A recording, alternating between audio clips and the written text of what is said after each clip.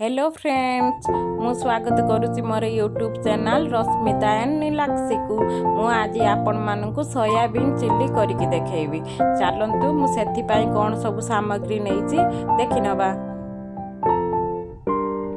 चलंतु मु एठी 3टी प्याज को मु स्क्वायर शेप रे काटी के रखी देइची।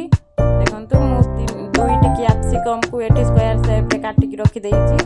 गोटे इंच अदा को मु चोपा छड़ेई की टिकी करी काटी के रखी देइची। गोटे रसुण को मु चोपा छड़ेई की काटी के रखी देइची टिकी टिकी करके।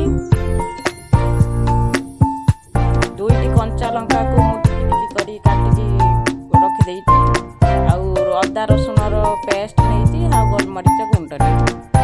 आउ 100 ग्राम सोयाबीन को मु गरम पानी ले 10 मिनिट ताको फुटेई की गोटे छंका रे छांकी की मु चुपुड़ी की रखी देइची। किछि लूण मु एठी रखिची। आ काश्मीर चिल्ली पाउडर रखिची, हळदी पाउडर एठी रखिची, टमाटो सॉस किछि रखिची, सोया सॉस रखिची, चिल्ली सॉस रखिची। आ गोटे कप मैदा आ गोटे कप कॉर्नफ्लोर रखिची। सोयाबीन ले ताकू देइकी मैरिनेट करना।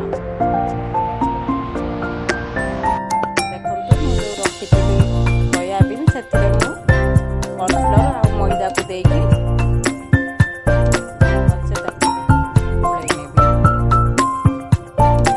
सब गुड़ा देदेली कॉर्नफ्लोर और मैदा को।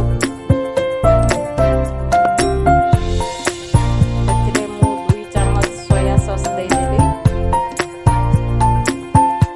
लूण रखी देदेली।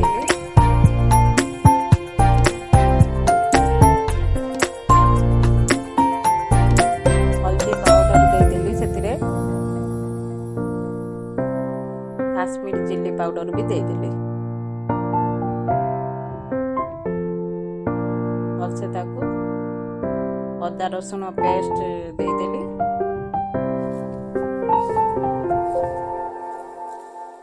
तो भलसे पानी देकी गोले नेबी मु भलसे। देखंतु मोर गोले नेजी भलसे।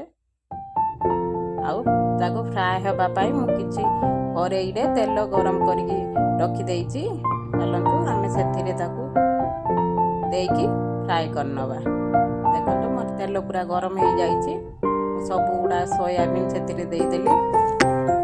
देखंतु सब देई देबी। देखंतु मोर हेई गलानी टिके जदि मोर रेसिपी गुड आपन मन को भल लागुथाय ताले लाइक शेयर सब्सक्राइब कर देबे।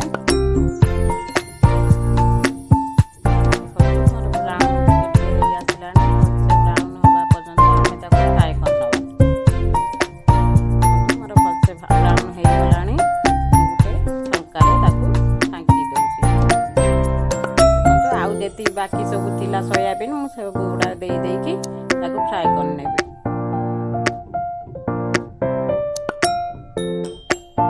देखंतु मोर हेई गलानी मु ताको गोटे प्लेट को सब गुड़ा कान नेबी। देखंतु मु प्लेट रे सब गुड़ा फ्राई कर नेची।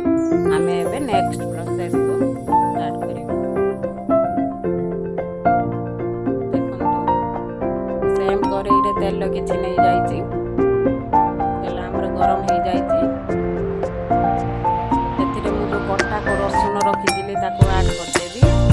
आ कटा अदा भी मुझे ऐड कर देबी।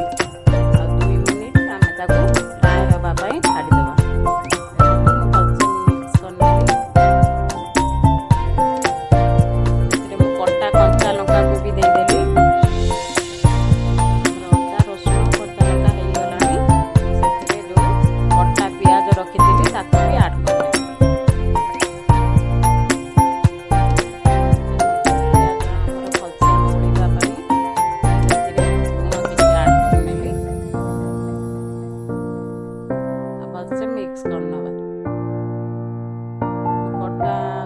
कैप्सिकम जो रखी ताको भी ऐड कर नेली।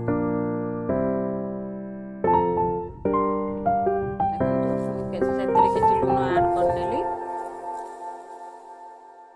तो भलसे मिक्स कर देबा।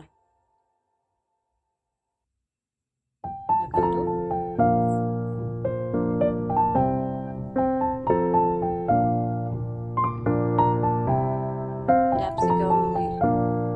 मोर हो गलानी मुझे टमाटो सॉस 4-5 चामच देदेली चिल्ली सॉस 2 चामच देदेली गोले नेली गोटे चामच मुझे सोया सॉस देदेली आप देखिकी सॉस देवे सोया सॉस सोया सॉस गुड़ाक लुण थाए देखिकी लुण पड़ी था देखिकी भलसे मिक्स करदेली मु परिवा सहित सब सॉस गुड़ा आम जो फ्राए करके रखी सोयाबीन को मुझे देकी भलसे गोले